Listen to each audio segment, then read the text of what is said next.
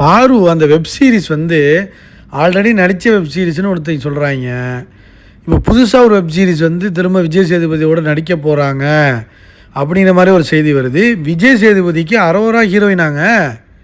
வியானா ஒரு படத்தில் ஹீரோயினா, அரோராவும் ஹீரோயினாக நடிக்கிற மாதிரி என்னடா சொல்கிறீங்க? அப்போ பலூனக்காவை குறி வச்சிட்டான் விஜேஎஸ் மாமா. ஸோ மாமாப்பதி ஆல்ரெடி புக்குடு பலூன்.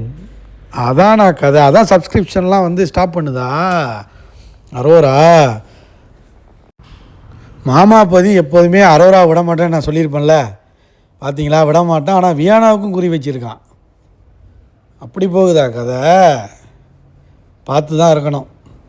இந்த ஃபேட்மேனோட இந்த ஃபேர்வெல் வந்து ரொம்ப இதாக இருக்குங்க. உண்மையிலே வந்து இந்த கலக்கப்போது யார்லேருந்துலாம் வந்திருக்காங்க. ஸோ நல்ல ஈவெண்ட்டாக நடந்திருக்கு. கேட்கலாம் இது பண்ணி.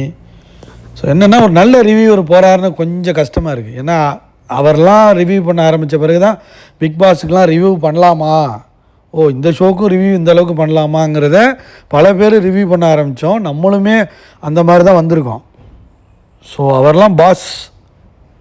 ஆனால் சில தற்குறிகள் இருக்காங்க பாருங்கள். அந்த ஸ்னூப்பி, அப்புறம் வந்து ஜோ மைக்கிள், இன்னும் சில பேர் இருக்காங்க. அவங்கெல்லாம் பார்த்தீங்கன்னா வன்மத்தை கக்குவாங்க. சில பேர் பிடிக்கலன்னா கக்கிடுவாங்க. இதில் வந்து சபின்னு ஒருத்தர் இருக்கான் தெரியுமா, சஃபி ஜோன். அவன் நல்லா தான் பண்ணுவான். ஆனால் பாரு மேலே வன்மத்தை கக்கிடுவான். சஃபி இருக்கான்ல, சஃபி, அவன் நல்லா தான் பண்ணுவான். திடீர்னு என்ன பண்ணுவான், பாரு மேலேயும் கமருதீன் மேலேயும் வன்மத்தை கக்கி விட்டுருவான். அடிக்கடி கக்குவான். நீங்கள் பார்த்தீங்கன்னா தெரியும். ஏன்னா பாரு ஏதோ ஒரு தடவை பேசிட்டா போல் ஏதோ சஃபியை. அவன் அதை மனசில் வச்சுருந்தானா என்னென்னு தெரியல. சஃபி வந்து ஃபுல் அண்ட் ஃபுல் வந்து பாருவை வந்து அவ்வளோ கழுவி ஊற்றுறாங்க அவங்களோட ரிவ்யூவில். ஆனால் கெட்ட வார்த்தைலாம் பயன்படுத்த மாட்டான் சஃபி, நல்லவன் தான். பட் ஆனால் பாருவை பிடிக்காது அவனுக்கு. ஸ்னூப்பி, அவனுக்கும் பாருவை பார்த்தாலே வயிற்றறிச்சல். ஜோ மைக்கெல்லாம் அப்படியே ஜெலுசில் குடிச்சிக்கிட்டு இருப்பான். வயிறு அப்படியே கதன்னு எரியும். கடைசியில் பார்த்தீங்கன்னா அப்புறம் சாண்ட்ராவே அடித்தான் சஃபி. பட் ஆனால் சஃபி நல்லா பண்ணுறவன் தான். ஆனால் பாரு மேலே வன்மத்தை கக்கிக்கிட்டே தான் இருப்பான். யார் ஏற்றுக்கிட்டாலும் ஏற்றுக்கலனாலும் நான் அதை பதிவு பண்ணி தான் ஆவேன். ஸோ ஆனால் ஃபேட்மேன் வந்து அப்படி கிடையாதுங்க. பொதுவாக சொல்லிடுவார். அந்த சீசனில் யார் நல்லா பெர்ஃபார்ம் பண்ணுறாலோ அவங்கள வந்து கரெக்டாக வந்து பாயிண்ட் பண்ணி பேசுவார்.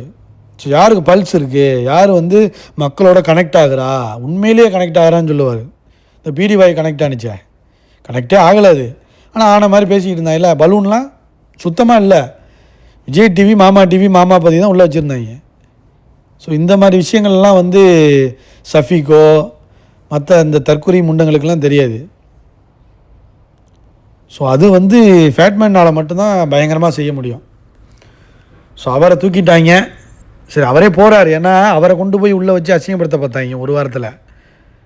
பேசவே கூடாது அப்படின்னு சொல்லி. அப்பயும் மாமா சேதுபதி வந்து மாமாபதி அசிங்கப்படுத்த தான் பார்த்தான்.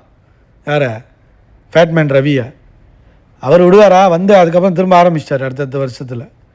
ஸோ இருந்தாலும் அவரே ரிட்டையர் ஆகணும்னு நினைக்கிறாரு. நம்ம என்ன பண்ண முடியும்?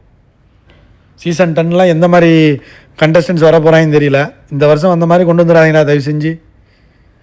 கொஞ்சம் பாரு மாதிரி, கமருதீன் மாதிரி கொஞ்சம் கேம் ஆடுறவங்களாம் கொண்டு வாங்க. தற்கூரி முண்டங்களாக கொண்டு வந்து போட்டு பீடி வாய்க்கெல்லாம் வந்து கப்பு வாங்கி கொடுத்துட்டு போயிடாதீங்களா தயவு செஞ்சு. கேவலங்க இந்த சீசன்லாம். டைட்டில் வின்னர் பார்த்தீங்களா? ஃபைனலிஸ்ட்டு டைட்டில் வின்னர்லாம் பார்த்தீங்களா? எல்லாம் இந்த மாதிரி ரிவ்யூவர்ஸ் தான். இந்த மாதிரி தற்கொலைகள் இல்லாமல் ஃபேட்மேன் ரவி மாதிரி வந்து ஒரு ரிவ்யூவர் தான் நம்ம எதிர்பார்க்குறோம். ஆனால் அவர் ரிட்டையர் ஆகிறாரு. ஸோ அடுத்த வருஷம் சீசன் எப்படி, இந்த வருஷம் இன்னொரு 6-7-8 மாதம் தானே இருக்குது. அந்த சீசன் எப்படி இருக்க போகுதுன்னு தெரியல. ஸோ பாருக்கு கமருதீனுக்கு நடந்த அநியாயம் மாதிரி நடக்காமல் இருக்கணும்னா நல்ல ரிவ்யூ பண்ணணும். நல்ல ரிவ்யூவர்ஸு ஃபேராக இருக்கணும். மாமா வேலை பார்க்கக்கூடாது. லைக் பண்ணுங்கள், கமெண்ட் பண்ணுங்கள்.